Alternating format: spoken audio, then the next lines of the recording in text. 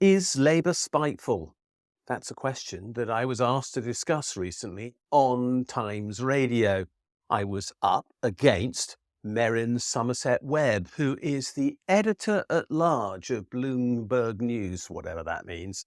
And we were discussing comments made by Sir James Dyson. You remember him? The one who invented a Hoover, was all in favour of Brexit, and then left the UK to relocate to Singapore? Yes. He had made a comment about Labour saying that its budget was spiteful. Why did he say that? It was in the context of Labour imposing an inheritance tax charge on farmland. Why is he so interested in the subject of farmland? Well, rumour has it that he owns a very large amount of land, in particular in Lincolnshire in the east of England. And why does he own that land? Because he is using it to shelter his estate from inheritance tax. So he thinks Labour is incredibly spiteful for having charged inheritance tax on his own personal situation. But he's wrapped that claim up, of course, inside a particular context, which is that this is an attack on the family farm, according to him, and the charge that Labour has also put tax on the disposal of business interests when a person dies, worth more than £1 million a year, is also, according to Sir James Dyson, an attack on entrepreneurs. Look, this is all complete and utter nonsense. Why is it nonsense with regard to agricultural land? Because if Sir James Dyson had just stood back and thought a moment, he probably shouldn't be talking about family farms when he comes to talk about agricultural land. Why is that? That's because he bought out a very large number of family farms to create his estate in Lincolnshire. His is not an agricultural farm owned by a family. It is an agricultural farm owned, in effect, by an industrial corporation with the primary intention of avoiding tax. He is not, therefore, the person to be talking about protecting the family farm, because he actually has a lot of farming tenants on his land, because I can assure you, I don't think Sir James Dyson is down there picking the spuds, which is what is largely grown on that land in Lincolnshire. He is instead using these as a tax shelter. So, first of all, the spite that he's talking about is the fact that Labour's had the temerity, in his opinion, to impose tax on something that he thought would forever be tax-free, which he wanted to take advantage of. And secondly, let's just talk about that tax on enterprise that he says is going to kill the small business and the entrepreneur. I've advised a lot of small businesses and a lot of entrepreneurs. I don't think it's fair to say that I've been an entrepreneur in my time. I have invested my own money in startup companies of which I was a director and where I wrote the business plans. And without exception, they made money for the owners as a whole. I do then understand what being an entrepreneur is.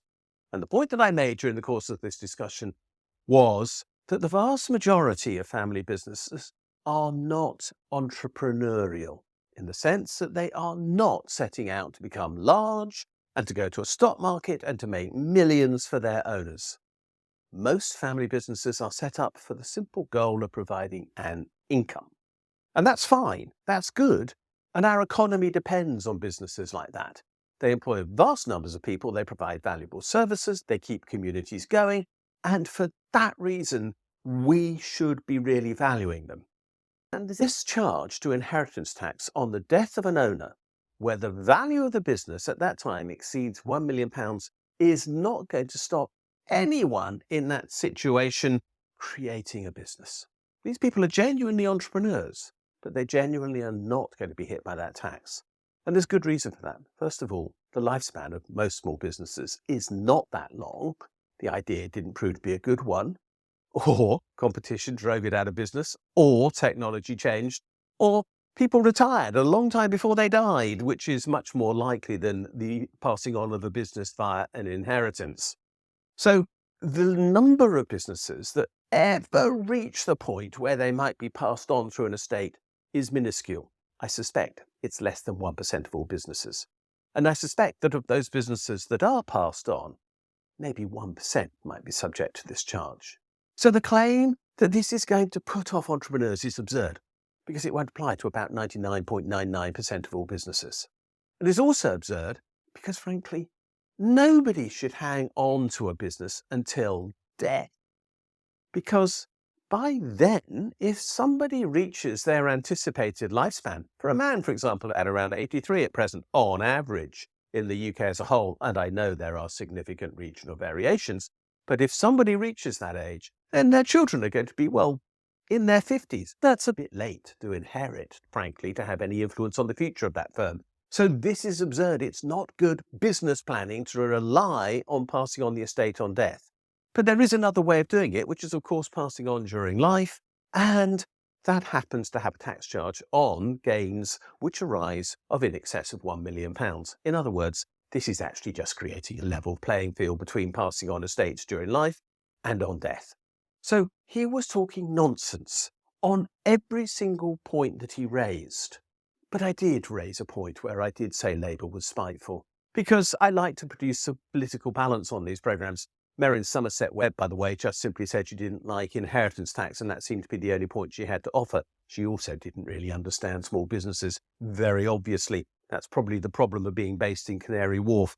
But I did say Labour was spiteful in one way, and that was because it has not tackled the real issues of concern that it should have addressed during the course of this budget. There are still 1 million children in poverty. Its failure to address that was spiteful because that was done to protect Keir Starmer, who said on the spur of the moment to Laura Kuenssberg about a year or so ago that he would not remove the 2-child cap. They have left the winter fuel change in place, meaning that there will be pensioners who will die of hypothermia this year. That is spiteful.